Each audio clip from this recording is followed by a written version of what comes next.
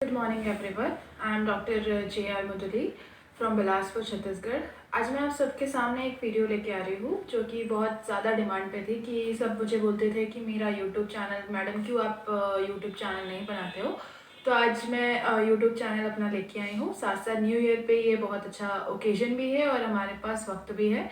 तो आज हम जिस टॉपिक पे बात करना चाह रहे हैं वो सबसे ज़्यादा कॉमन है और हम सब कहीं ना कहीं उस चीज़ों से, उस समस्या से सफ़र करते हैं।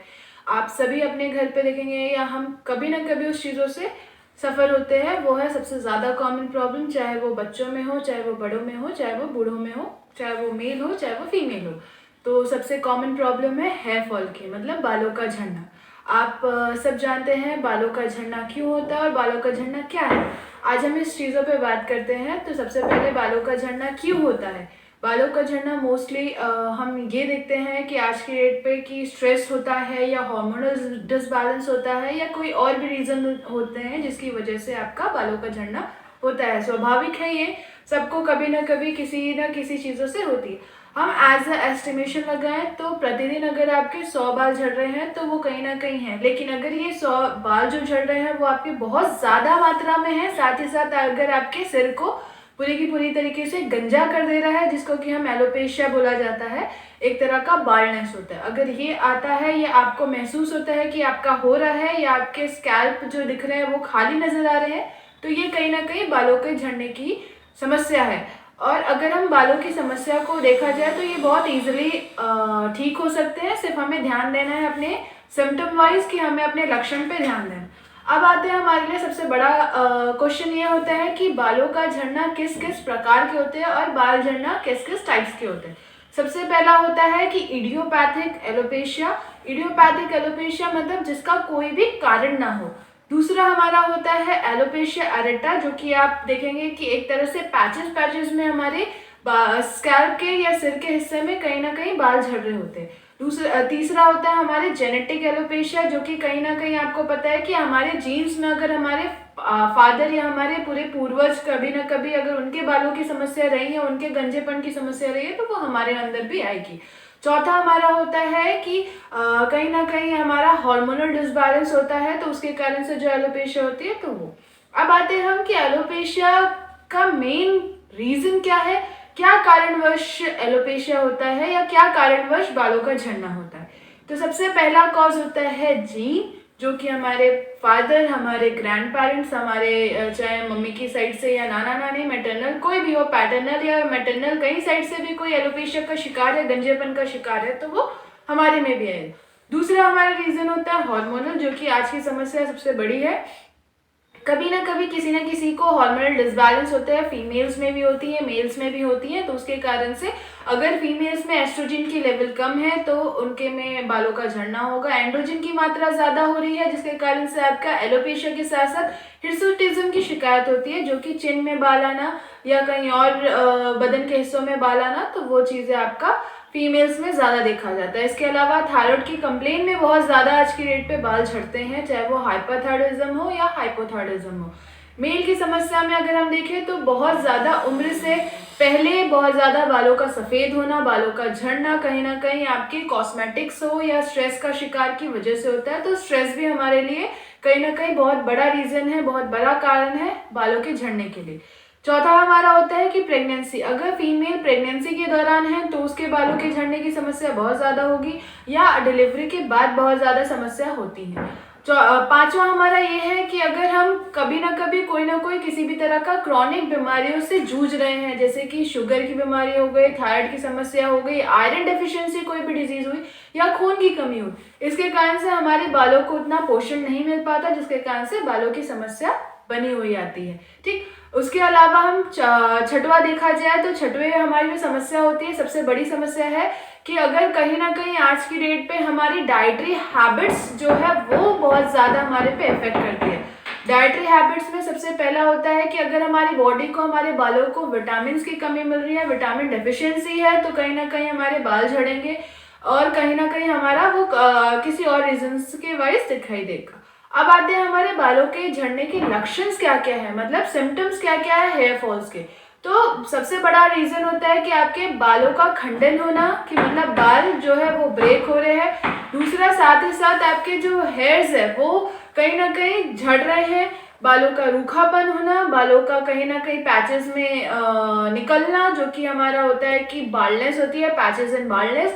इसके अलावा जो होता है बालों का कहीं ना कहीं आपका डैमेज होना, स्प्लिट्स होना, कहीं ना कहीं बालों का एकदम से जड़ों से निकलना, तो वो हमारे बालों की समस्या के सबसे बड़े लक्षण होते हैं।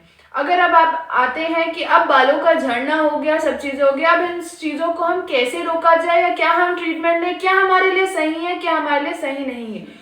आपको बता दिया जाता है कि जैसे कि हम टीवी में एड्स देखते हैं या कहीं पे भी कि ये ऑयल्स होते हैं, ये सारी चीज़ें होती है जो कि बालों के झड़ने से आपको बचाता है। लेकिन आपको पता होना चाहिए आज की डेट पे जितने भी बालों के प्रोडक्ट्स आते हैं सब में केमिकल्स होते हैं, जो कि आपके सबसे बड़े रीजंस होती हैं बालों के झड़ने के लिए और बालों का सफ़ेद होने के लिए।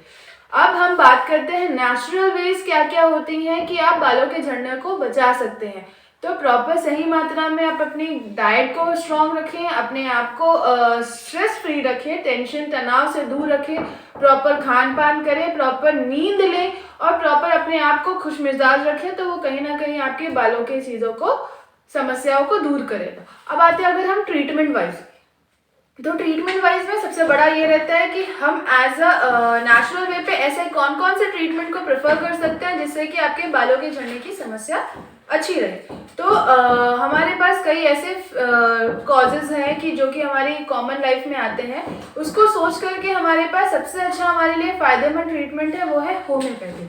अब होम्योपैथी क्या है? होम्योपैथी आप सब जानते हैं आज की डेट पे कि ये कोई भी साइड इफेक्ट नहीं देता है, ये जो आपकी समस्या है उस समस्या को दूर करता है। कई ऐसे होम्योपैथिक मेडिसिन है जो कि आते हैं कि लाइक आपका फॉस्फोरस है, एसिड फॉस है, नाट्राम्योर है, एसिड फ्लोर है, कुछ ये होम्योपैथिक दवा है जो कि काम करते हैं फुल्ली। लेकिन सबसे बड़ा आप ध्यान ये दीजिए, कभी भी अपने YouTube चैनल और किसी को देख करके दवा ना खाएं, ना मंगाएं, ये आपके लिए हानिकारक है। आप कोई भी नियरेस्ट डॉक्टर है उनसे संपर्क कर सकते हैं, उसके बाद दवा खा सकते हैं। अब मैं कुछ शेयर करूंगी ऐसे वीडियो और ऐसे ऑडियो जो कि हम देख चुके हैं, जो कि हमारे बहुत ज़्यादा पेशेंट्स जो कि रिव्यूज़ हैं, जो कि बालों के लिए बहुत अच्छा उनका ट्रीटमेंट रहा है रिजल्ट, और हमारी क्लिनिक की स्पेशलिटी है कि हम हेयर के लिए बहुत ज़्यादा स्पेशलिस्ट हैं। तो मैं आगे उनकी चीज़ों को शेयर करूँगी। Hello friends, I would like to talk about my hair fall problem which got solved because of Kaira Homeopathy, because of Dr. Jyoti. Actually, I'm suffering from hair loss from a very long time, from my earlier college days. So what happened, like slowly due to Chennai water, my hair fall started, and slowly it became worse. And with time I tried medicines like finasteride, topical solution. It did worked for few months, maybe like it worked, but literally once I stopped those medication, it came back. I started hair fall again, so I had to use them regularly, and that didn't solve my problem. And after I went to Bangalore, even the medication did not work, and my hair fall was severe. I started balding, my crown area was visible. Then I came to know about Dr. Jyoti, and I reached her out, and she started giving me medicines, homeopathy. So initially first month it didn't give any result, but from second month onwards slowly hair fall stopped.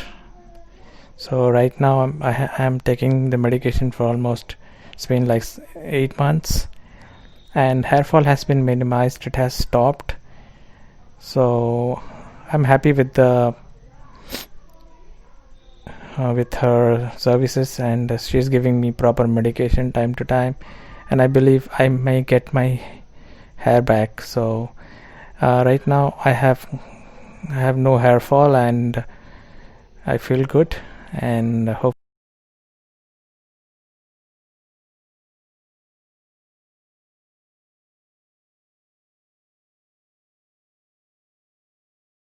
अभी आप सभी ने patient की review को सुना, patient का feedback को सुना और ट्रीटमेंट को सुना। उन्होंने भी हमारे ट्रीटमेंट को फॉलो किया और हमारे ट्रीटमेंट के फॉलो करने के बाद आज उन्होंने अपनी बालों के लिए समस्याओं से दूर हुए। साथ ही आप लोग भी उस चीज़ों से दूर हो सकते हैं, निजात पा सकते हैं। तो हमारे साथ संपर्क करें। नीचे दिए गए डिस्क्रिप्शन हमारे क्लिनिक और एड्रेस और फ़ोन नंबर्स पे संपर्क कर सकते हैं पहले से अपॉइंटमेंट के लिए। और हमारे इस वीडियो को ज़्यादा से ज़्यादा लाइक करें, शेयर करें एंड सब्सक्राइब करें। और सब्सक्राइब करने के बाद बेल आइकन बटन को दबाएं ताकि हमारे आने वाले वीडियोस से हमारे साथ आप जुड़े रहें। धन्यवाद।